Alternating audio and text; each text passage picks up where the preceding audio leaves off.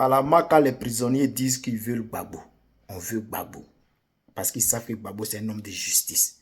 Il y a d'autres qui sont là-bas 10 ans, on ne les juge pas. 15 ans, on ne les juge pas. C'est pour cela, c'est ça qui est la vraie raison de leur appel à Gbagbo Laurent. Maintenant, le gouvernement a fait un communiqué pour dire non que eux ils luttent contre les vendeurs de bancs de la Maka. Et que c'est ça qui a dégénéré, qui a envoyé tout ça là, à cause des vendeurs de bancs. Il y a les gens qui sont là-bas, qui sont à la Maka, qui ont fait des témoignages également. Ils disent que non, ce n'est pas vrai.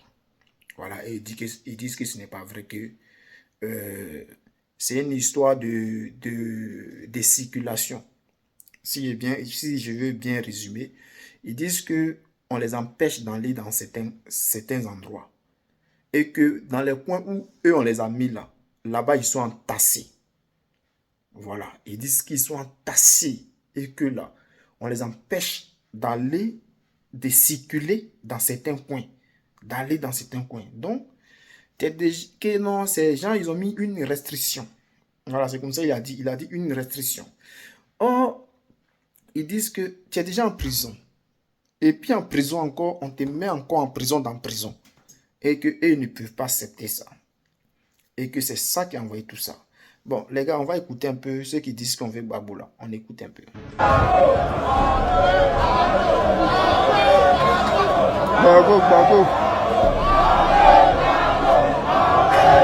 Ouais.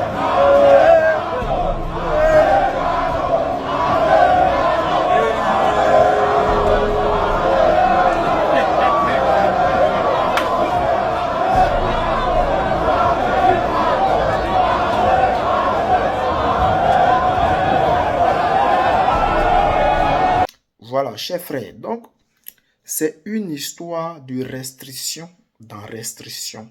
C'est-à-dire, on les restreint à la Maka de vaquer à certains occupants, bon, certains déplacements. On les interdit de passer dans certains coins, on les interdit de rester dans certains coins parce que eux, où on les a mis là, c'est tellement coincé et qu'il n'y a pas d'espace, c'est ce qui a dégénéré.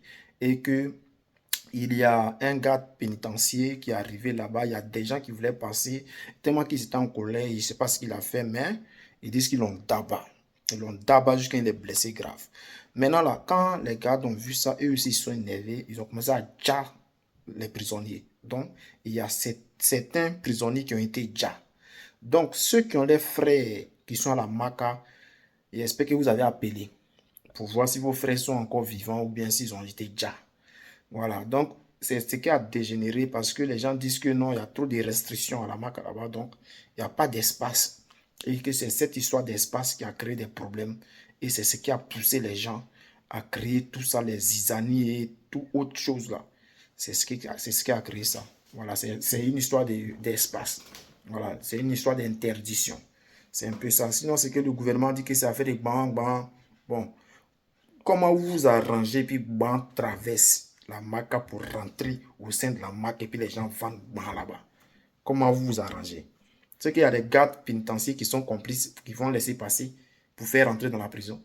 Donc ça, c'est de votre faute, c'est pas de la faute aux prisonniers. Si ça arrive à rentrer, c'est que c'est la faute au gouvernement, pas la faute aux prisonniers. Voilà.